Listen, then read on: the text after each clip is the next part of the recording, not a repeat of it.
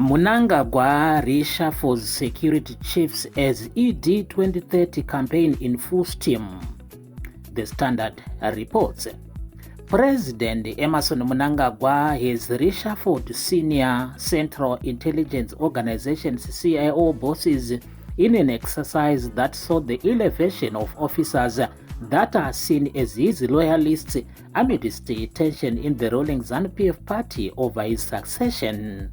Mnangagwa is serving his second and last term in office after rising to power following a military coup that toppled long-time ruler Robert Mugabe in 2017.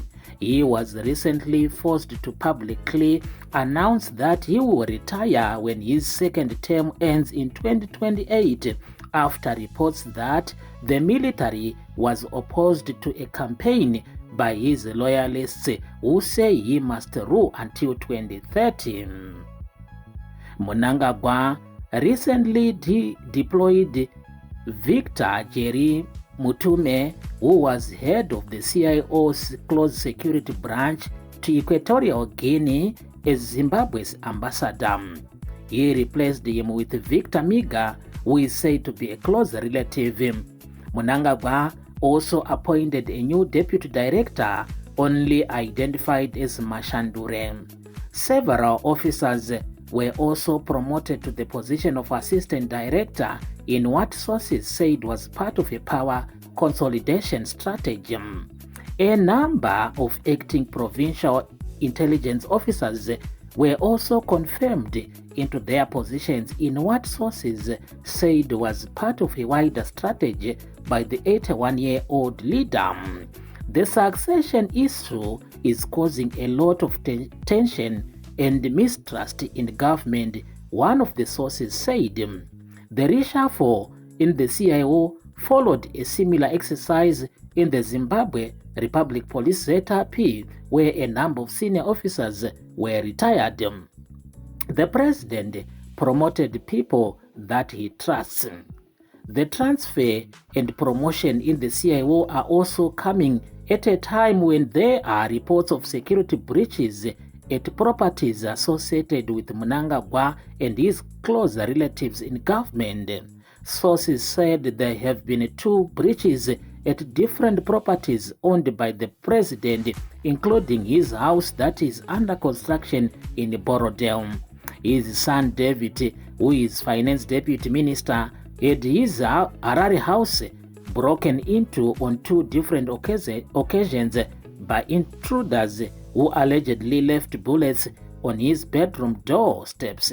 The house was also engulfed by a mysterious fire. There was also a break-in at Tourism Deputy Minister Tongai Mnangagwa's office at the Zimbabwe Tourism Authority, ZTA. In 2018, 4 CIO directors were retired in what the Director General Isaac Moyo at the time said was part of a restructuring exercise. Last month, Mnangagwa retired 67 senior police officers in a big shakeup of the ZRP.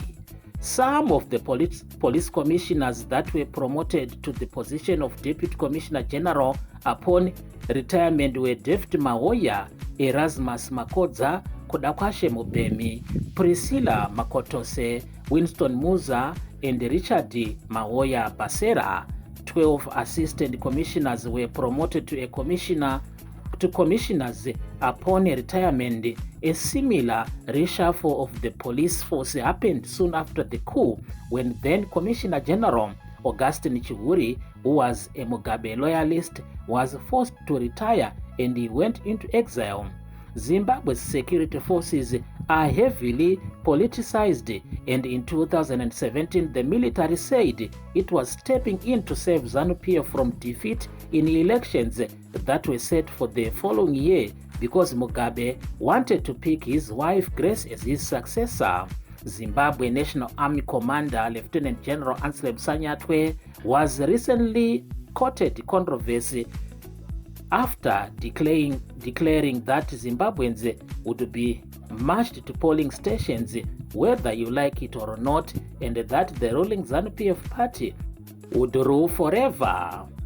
Alan Ngari, the Africa Advocates Director at Human Rights Watch, said Sanyatwe's utterance threatened the integrity of Zimbabwe elections and that it was unhealthy for security forces to be involved in politics. The Zimbabwe military commander's open endorsement of the ruling party not only threatens the fairness of elections but opens the door for security forces abuse against voters, the opposition, and civil society organizations, Ngari said in a statement.